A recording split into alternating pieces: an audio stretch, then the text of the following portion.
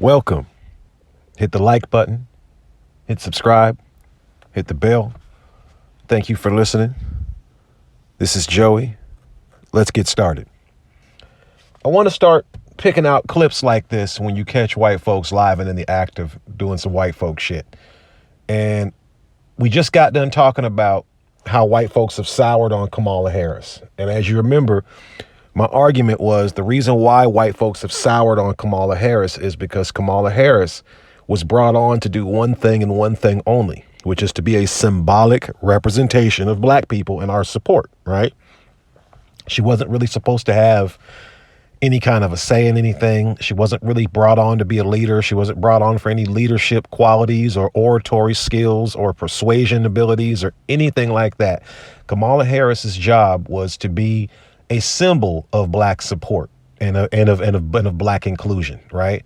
Sort of like when the president gets a dog or some kind of a pet to make them seem more likable and approachable and more human-like.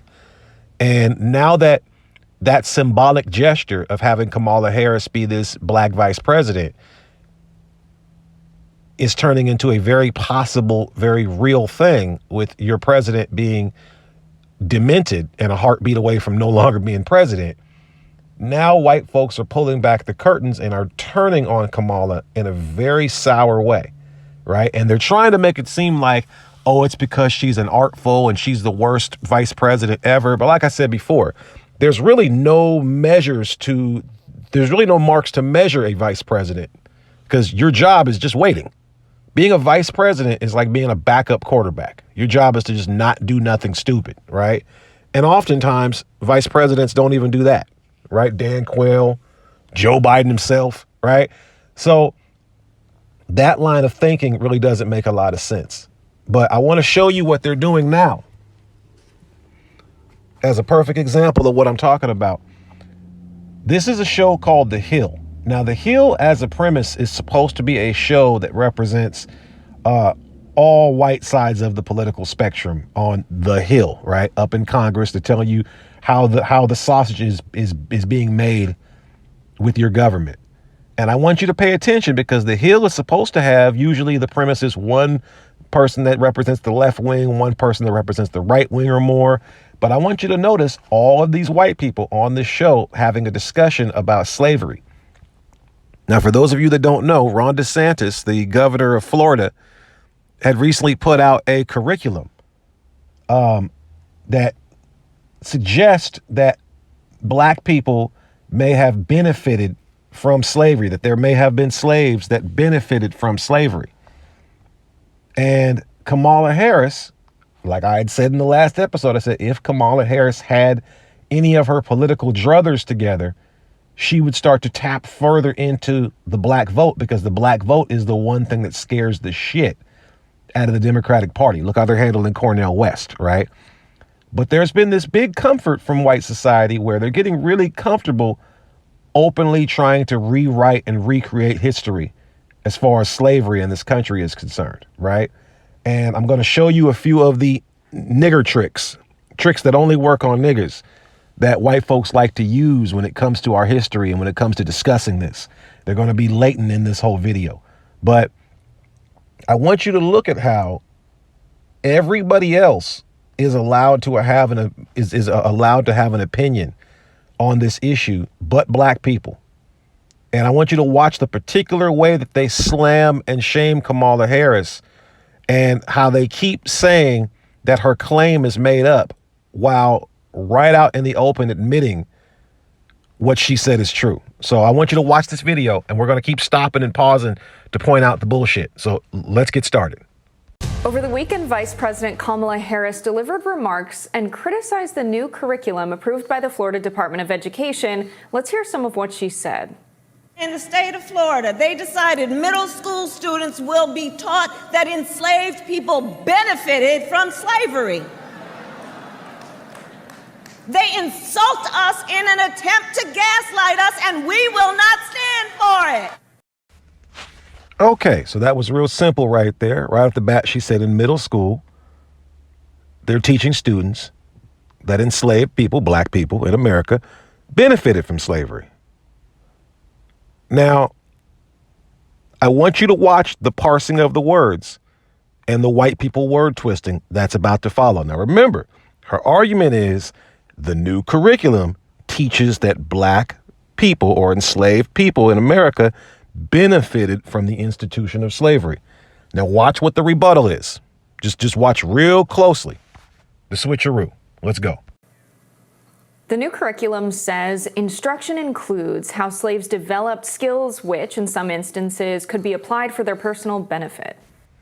Okay, so that should be an open and shut case right there. Kamala Harris said that they're teaching in middle school in the new curriculum that slaves benefited from slavery, and the curriculum itself openly says that there were slaves that developed skills through the institution of slavery that they could personally benefit from. So what Kamala said jives right in it, lockstep with what the curriculum says, right?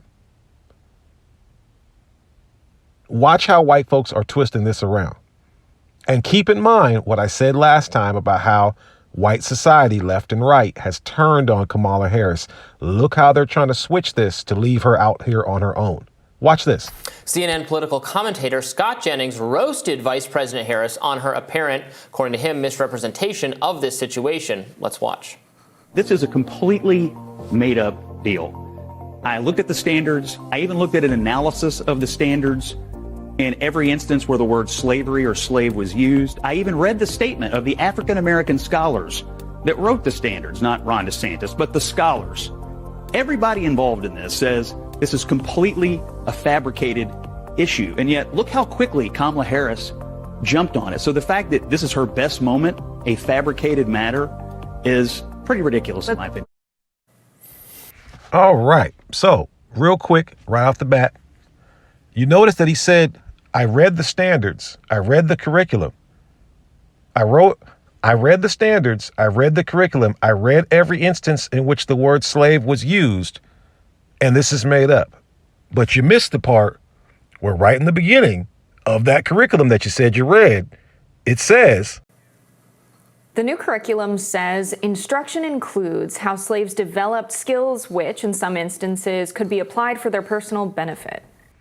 So not only did he miss that part, but pay careful attention to how he said, I spoke with the African-American scholars, right? The people that were on the board that made up this curriculum. And what he leaves out, Jason Black at the Black Channel did a much better job of this than me, so I encourage you to go check out that episode.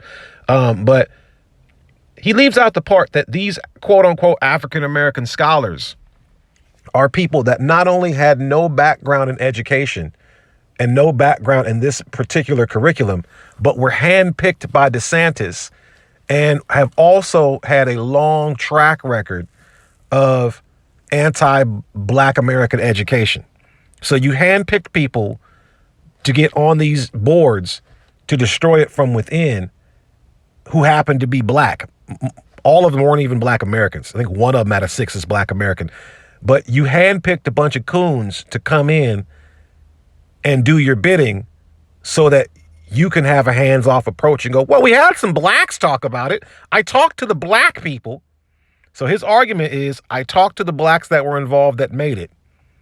They said it's not racist.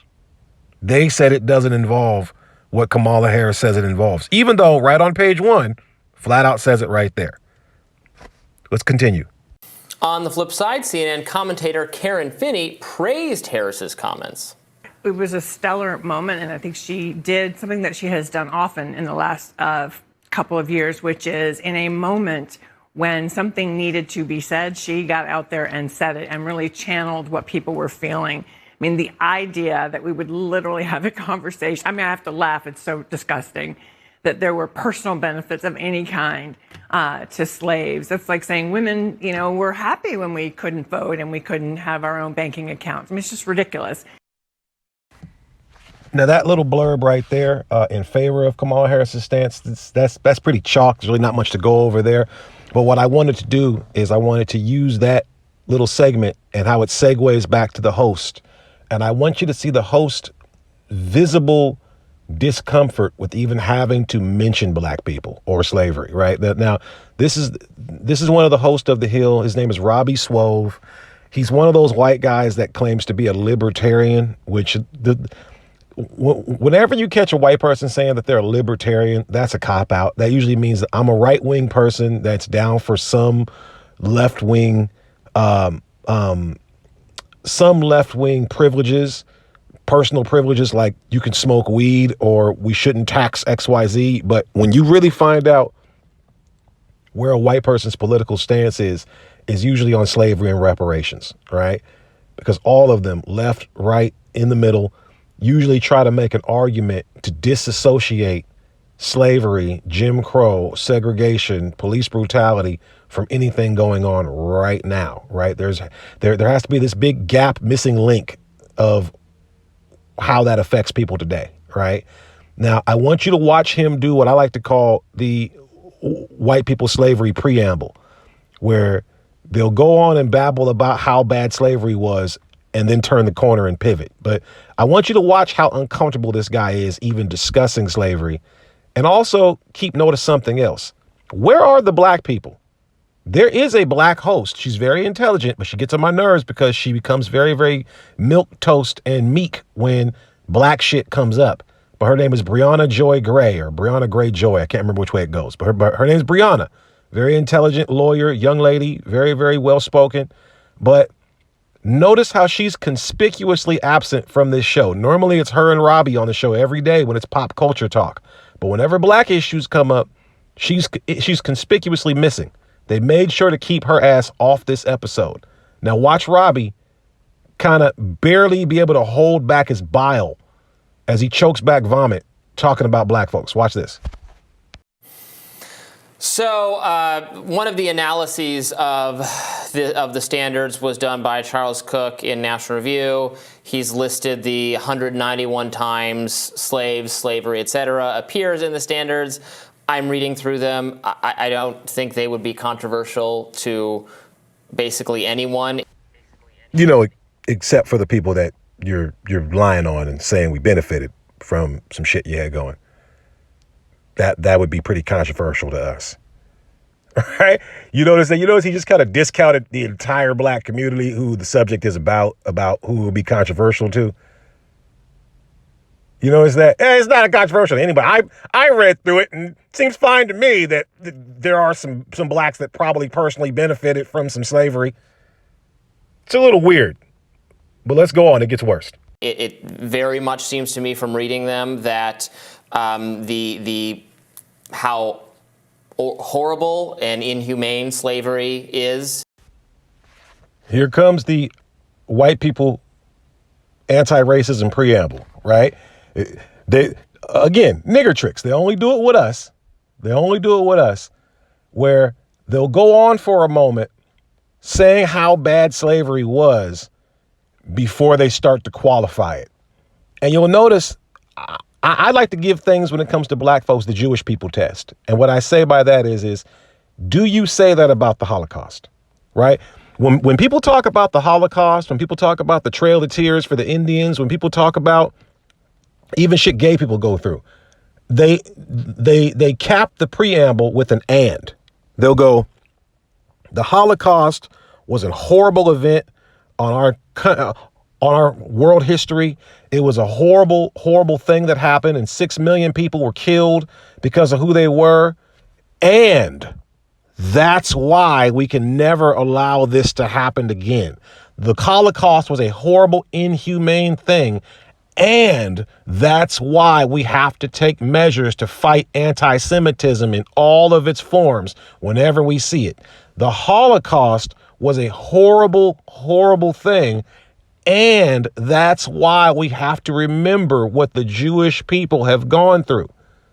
We say that about the Trail of Tears. We say that but when it comes to black people, and only when it comes to black people, we go, slavery was a horrible, horrible, inhumane thing. But it's the only time white folks all get a big butt. But we can't equate that to now, right? We can't. People have no problem saying that slavery was a horrible thing in a long, long time ago in a galaxy far, far away sort of way. But what you're not allowed to do, and what the curriculum does not reflect, is the economics of slavery. and how many of those economics of that institution still exist to this day, of how the laws from the U.S. government. I always keep hammering this nail home. White folks love to talk about slavery. They love to talk about slavery on an individual, a few mean white people sort of way. Like the plastics from Mean Girls all decided to own slaves, but not the government, not the country, just some mean whites who we killed all of them during the Civil War. We promise, right? And it's that constant effort to undermine Black history, or really American history. It's that constant concerted effort to undermine that history and disconnect that link that leads to a lot of the attitudes a lot of white folks have today with regards to slavery. And you've started seeing white folks get more and more comfortable with the language and the rhetoric. This is just a tiptoe into the pool water to see the temperature. If Black folks didn't raise enough hell from some slaves got some personal benefits from slavery, then the next year's curriculum becomes, slaves didn't really have it that bad. And then the next year it comes, well, we had to have them do something because they were so reckless, and it actually brought order and discipline into their lives. And it's going to get bigger and bigger and more boastful. See, they got caught red-handed trying to slip something into the punch bowl, and now they got to moonwalk it. And how they're moonwalking it is to split hairs and make it seem like what she said was made up, even though showed you right there at the beginning, right at the beginning of the curriculum, it's trying to tell you that in some arbitrary way, some Black folks learned skills that personally benefited them. Let's keep going. Is being recommended to be taught in these very specifically in so many contexts. So I do think from looking at this that Kamala Harris is greatly exaggerating her narrative for how bad these standards are. But what was your takeaway? Yeah, so I read through the actual curriculum. I still have it up on my computer. And I mean, they do recommend teaching the actions of Nat Turner, John Brown, Frederick Douglass, and responses to their efforts to end slavery. It's a pretty thorough curriculum, which leads me to wonder, how would a teacher teach all of this in 1 year or one semester? Okay, now, did you catch what she just said? Did you catch how we just pivoted? Let me go ahead and talk about Robbie real quick first. I told you they're going to tell you how bad slavery was as an institution and all that. And then they're going to skip past how that relates to now. How not much has changed, right? How that relates to now. They're going to remove the economics from all these tales. You don't even got to go back to slavery. You can look at stuff like Brown versus the Board of Education. How they pivot that into a talk about inclusivity and everybody holding hands. And they don't talk about the fact that Black folks were really just fighting for, hey, we want our fair share of the taxes to go towards our schools. They couldn't afford for you to do that. They've never segregated the taxes. Think about it, they got nigger water fountains and nigger lunchrooms and stuff, but they never had nigger taxes. There was never a nigger IRS. That's the only time white folks don't see color is when it's tax collection time. When it came time to disperse those taxes, that's when it got racist again, right? We're going to take taxes from everybody, Black and white, but we're only going to give those funds to white people for white schools and white resources. This is why the white side of town is always nicer. That's brought to you by the money from Black and white folks, not just white folks. But listen to what she just said. Suddenly we've gone from, is the statement that Kamala Harris made accurate? Are you making the argument that there are slaves that personally benefited from slavery by learning skills that personally benefited them? There's just so much to talk about. How are we even going to fit that into a full school year? When did we get on that subject? We were talking about whether or not the statement that she made about the curriculum was accurate or not about how thorough the curriculum is or how thick the curriculum. You can make a curriculum super duper thick with a whole lot of pages, but if a lot of them are bullshit, what's the point? But you see how now the criteria has changed from we didn't say that to, I mean, look at all the other stuff we're saying. There are Jewish people who were trained during World War II to help make tanks and make weapons for the Nazi army. There are Jewish people who are trained on assembly lines to make Jewish tanks and Jewish weapons to make German weapons and German tanks during World War II. There are Jewish people that were on those assembly lines, forced at the muzzle of a gun to do things for the Nazi military. When the war was over, these people had skills in engineering and manufacturing. Could you make the argument, and would you make the argument, that there were Jewish people that developed skills during the Holocaust that personally ended up benefiting them? No, you wouldn't, because the Anti-Defamation League would be on your ass and your bank account would get shut down and you'd be taken off the air. You wouldn't even try to be cute and try to split hairs and be coy. Well, I didn't say that they benefited. I said that they learned skills that personally benefit. No, you wouldn't even be able to say that, because Jewish people would understand right off the bat what you were hinting at, the language you were trying to form around that idea. But around niggas, everybody gets to play with it. Now, here's the next trick. Pay special close attention to Robbie Swove's happy and gleeful reaction, actually to the point of chuckling, about this trick, about how they tried to include a lot of information in this curriculum. Remember, the curriculum is so thick, they don't even know how they're even going to get through it in a whole year.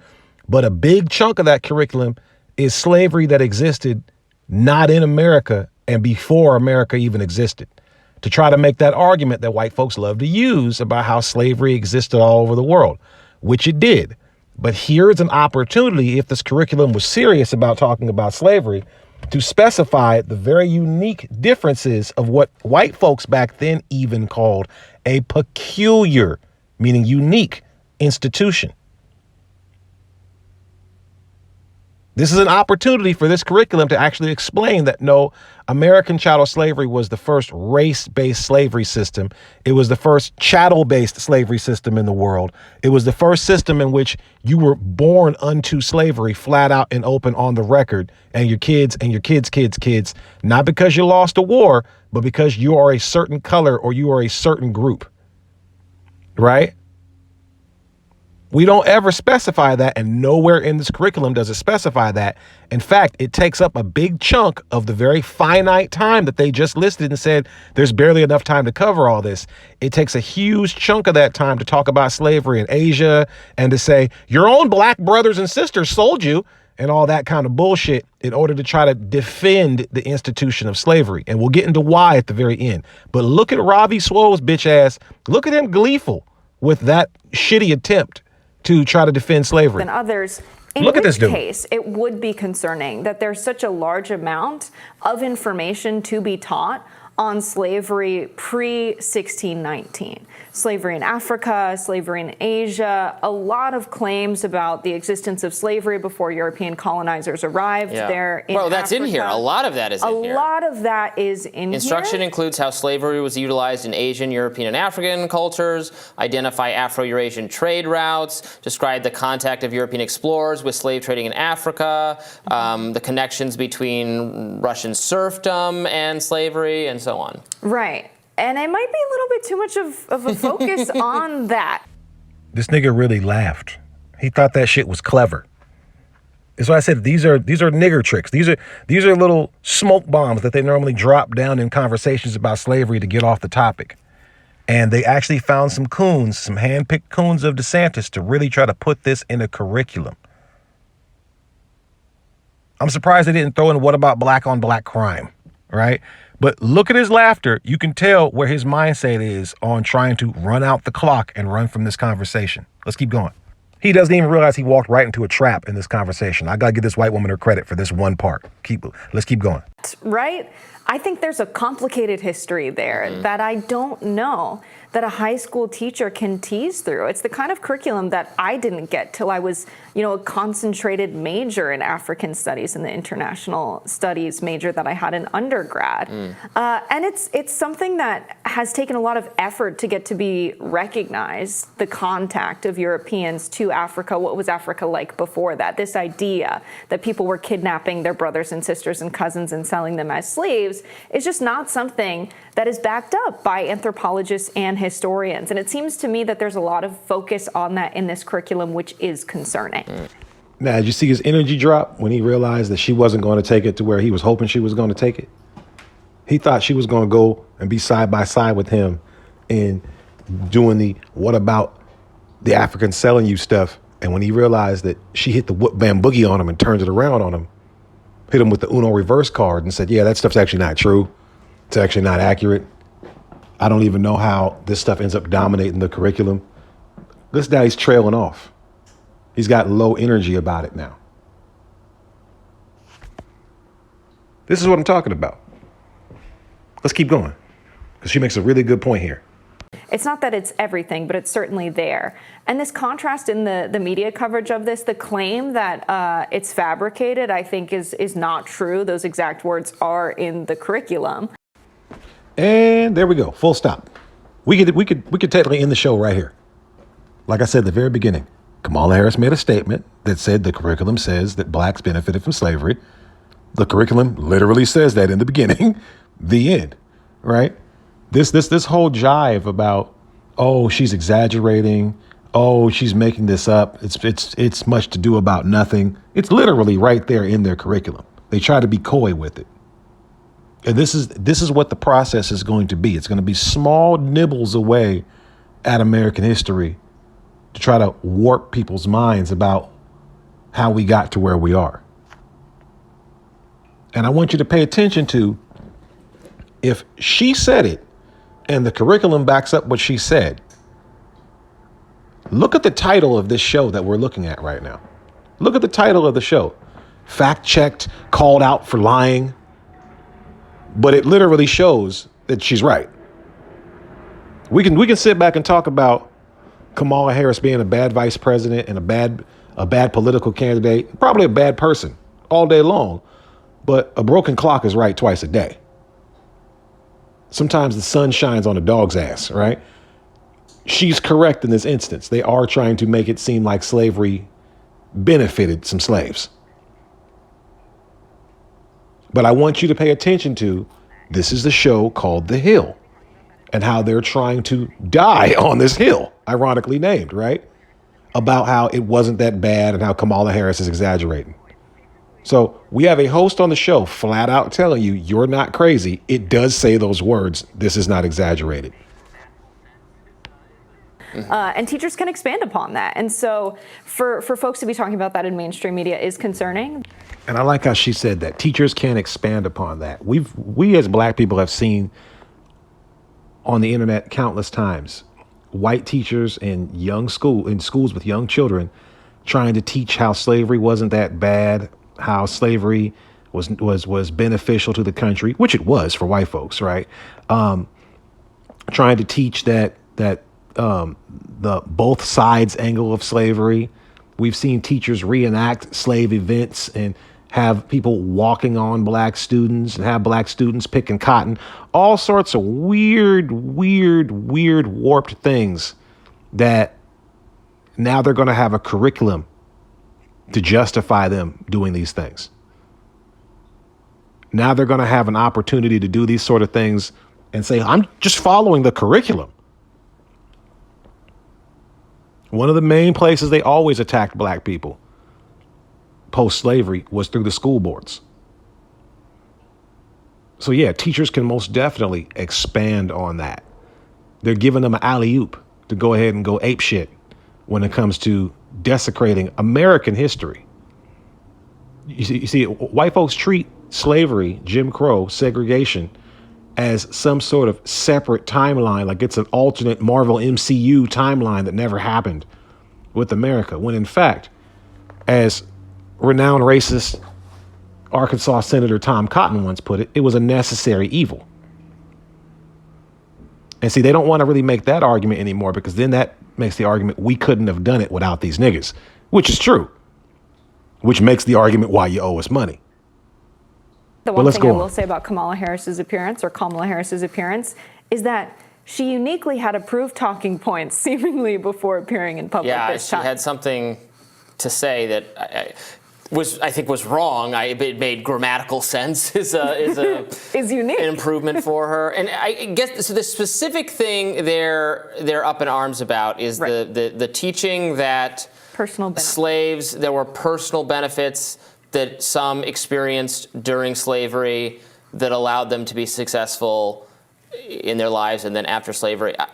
I think there's certainly like a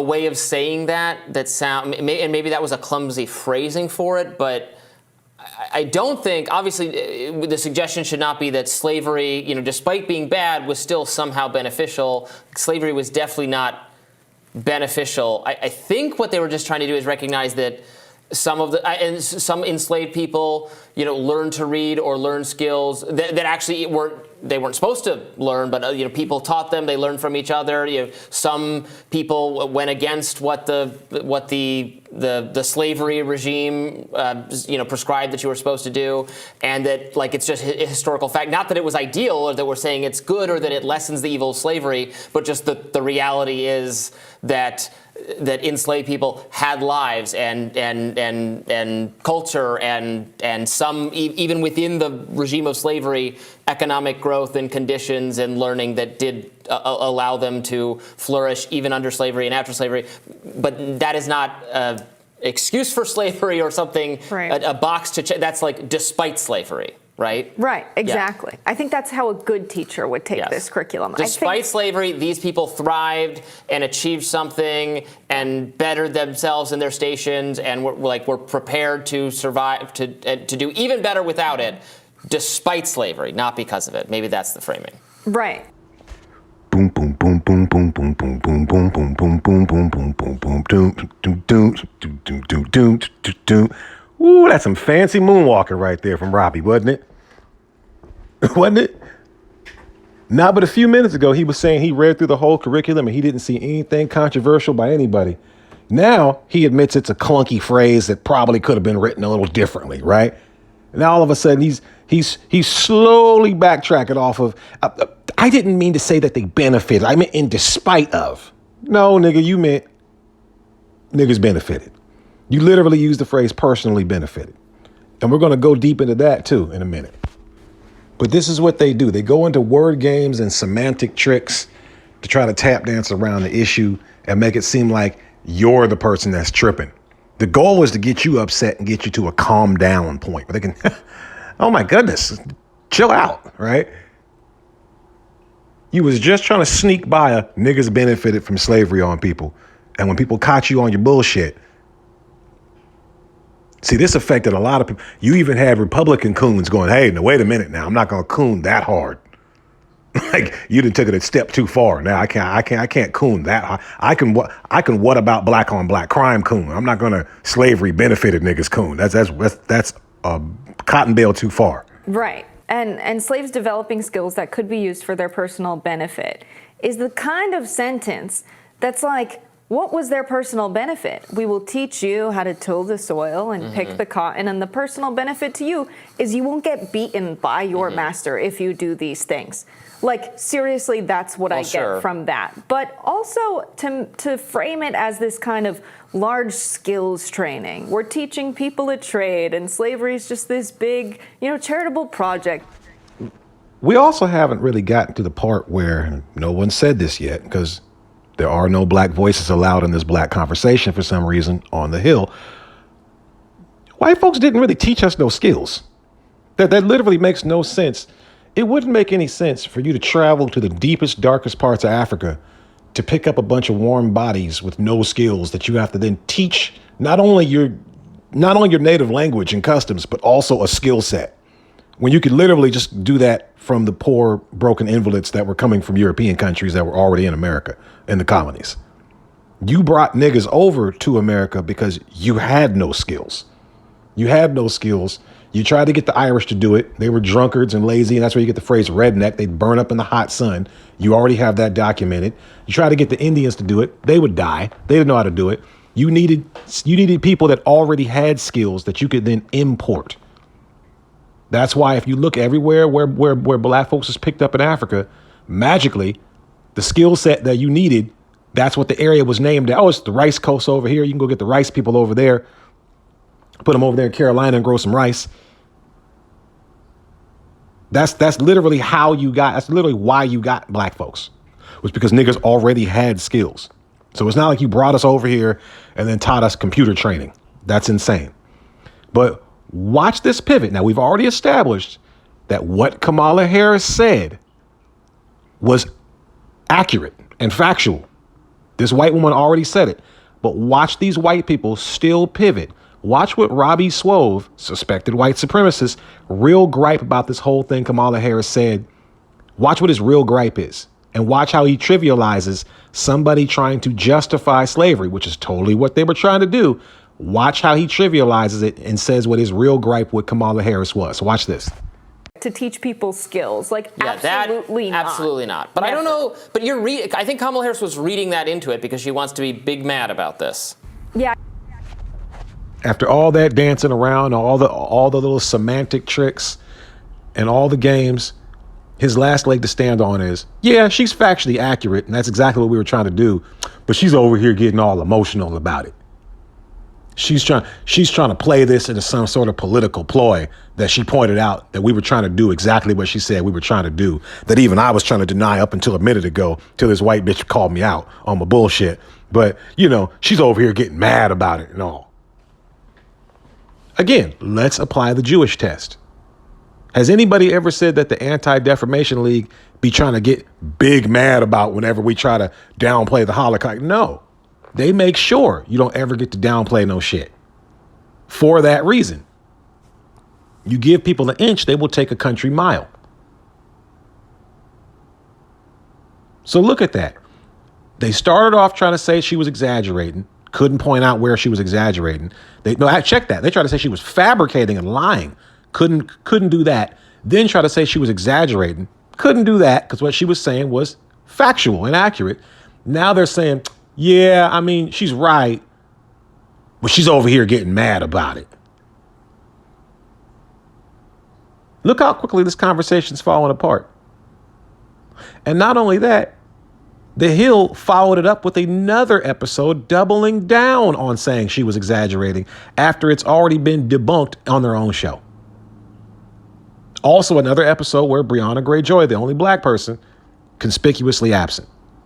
This whole segment, you only saw a black person standing next to a white person denying this curriculum. I think she wanted to have a moment, and Or using whoever wrote her. like Gen Z language of like gaslighting. She really wanted it to go viral, and it's this common cringe thing that politicians do now, where they say things in a way where you just know they're trying to go viral. There's no righteous indignation in the word "they're trying to gaslight us." I'm sorry, but using pop culture words in this scenario just it doesn't land. for me. Gaslighting has just become like the most overused term for everything, right? Everyone's gaslighting Yeah. everybody all the time. No, I would say trying to make an argument that slavery wasn't that bad and some black folks did benefit from it, and then denying that that's what you were trying to do while doing it is the textbook definition of gaslighting. See, and the reason why they're trying to get ahead of this story so bad, The Hill is not some show that's watched by black folks. The Hill is a show that's watched by liberal white folks and light conservative white folks. And they know that they got to get ahead of this story so that the white folks that were involved in this can quickly disassociate themselves from all this. They know this is causing a stir. Like I said, even black Republicans are breaking rank with DeSantis over this. So you got black people, your constituents, looking at these black politicians saying, what you gonna do? And now these black politicians got to capitulate or risk losing their black card. And losing your black card in politics, you're completely worthless to both the black and white community. So everybody's got to make a move.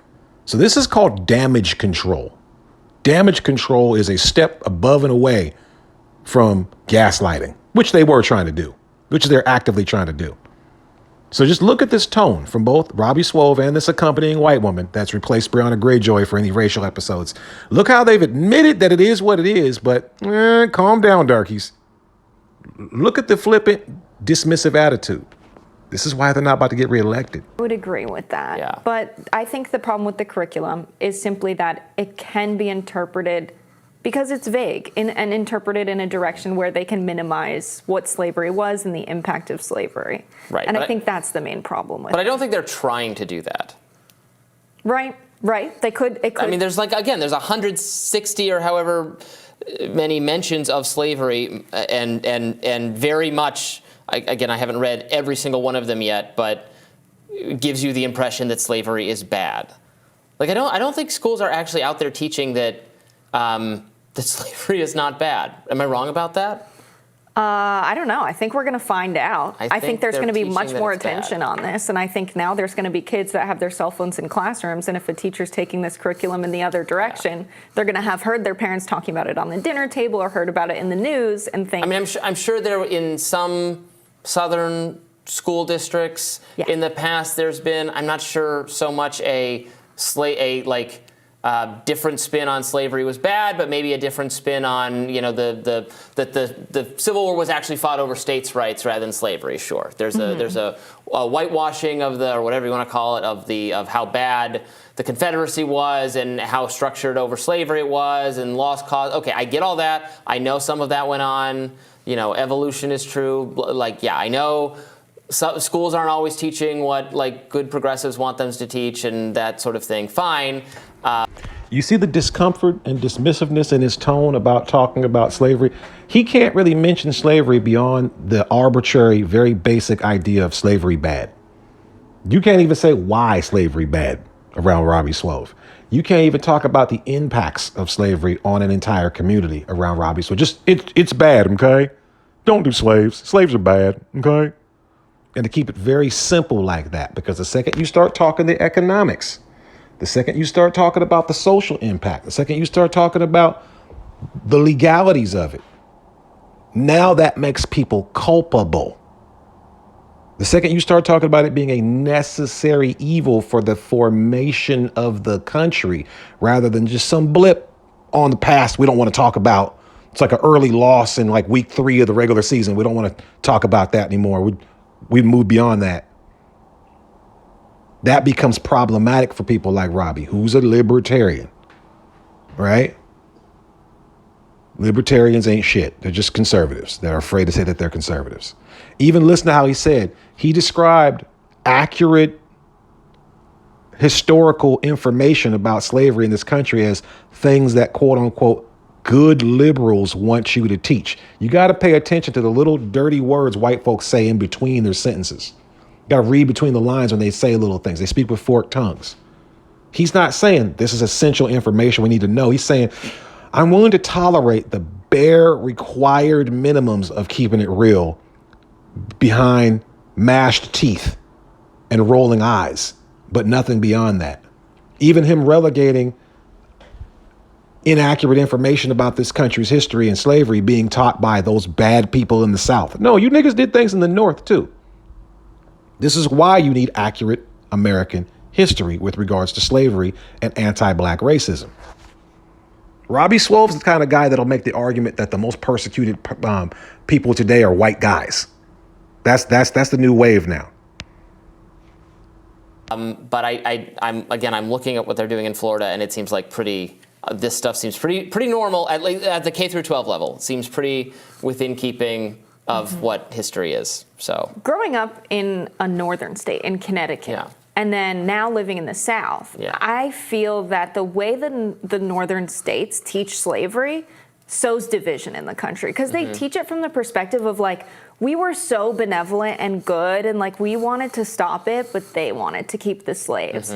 That doesn't make sense, because who imported the slaves? Where were the largest slave auctions? New York City. Right? You're not letting Massachusetts Bay Colony off the hook here. Right, exactly. They were also complicit. In fact, they sold it to them. Think about what happens if you're selling drugs. You are the drug dealer and you get in trouble and you get booked, and someone who bought the weed or drugs also gets booked. Right. Who gets in more trouble? The one that was selling the stuff. And so the way that the North frames themselves is totally innocent. They were also benefiting from getting extremely cheap raw goods from the South. Their economy and their economic well-being and them getting rich depended on slavery. They were entirely complicit. So Again, this white woman is correct. The North was not innocent. The North was trying to make sure that the South was a part of the Union, so they keep getting textiles, keep getting that free labor source from that peculiar institution. People will be lying about slavery upon lying about slavery upon lying about slavery. And now you're starting to see it come to a very, very, very egregious conclusion where they're just flat out telling you straight up bullshit now. They're not even peppering the lies with any kind of truths anymore. And after all of that, after both of these two people agreed, see, this is the same thing that they did with COVID. They would take something and say, oh, we're debunking it. And then when you actually listen to what they're saying, they're agreeing with every single portion of what's said, but then they'll disagree with it at the end. Kamala Harris was correct. You don't have to like Kamala Harris. You don't have to say you're going to vote for her. You don't have to like Joe Biden. But she was correct in the statement about this Florida school district. This Florida school curriculum, excuse me. And you sat there and listened to these white folks parse it all down, show that, no, literally what she said is literally what's in the curriculum, but still say at the end of the day, it went from she's inaccurate to she's exaggerating to, okay, she's accurate, she's not exaggerating, but she's just trying to be big mad about something. That's what the whole thing broke down to was, yeah, she's correct. We're trying to whitewash slavery, but she don't got to be crying and shit about it. So I just want you guys to watch how this attitude, we used to call it sins of the father, but now we can comfortably say it's all of their sins now. They're unrepentant, they're unremorseful, and they're going to keep lying because this institution benefited them and continues to benefit them. This is why I said before, trying to argue on a moral standpoint with people with no morals is a fruitless effort. You have to argue from an angle of leverage. But that's the episode for today. Signing out.